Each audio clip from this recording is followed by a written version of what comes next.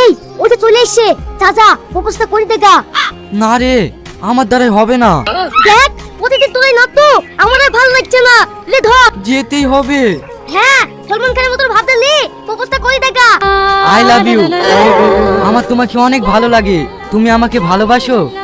হ্যাঁ, তোমার মতো এত সুন্দর একটা রাজপুত্র ছেলে আমাকে প্রপোজ করবে আর আমি অ্যাকসেপ্ট না করে থাকতে পারি?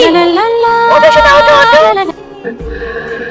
এই তোরা দেখ দেখ, রাজপুত্রের আবার জামাটা ছিঁড়া।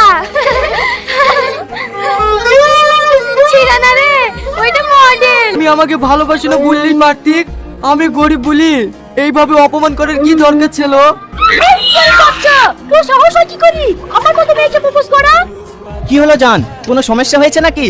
আর বলো না, এই ভিখারির বাচ্চার এত বড় সাহস, ও বলছে কিনা আমার সঙ্গে প্রেম করবে। এই ভিখারির বাচ্চা আমার গার্লফ্রেন্ডের সাথে প্রেম করবে? এইসব শোনার পর কি মেজাজ ঠিক থাকে?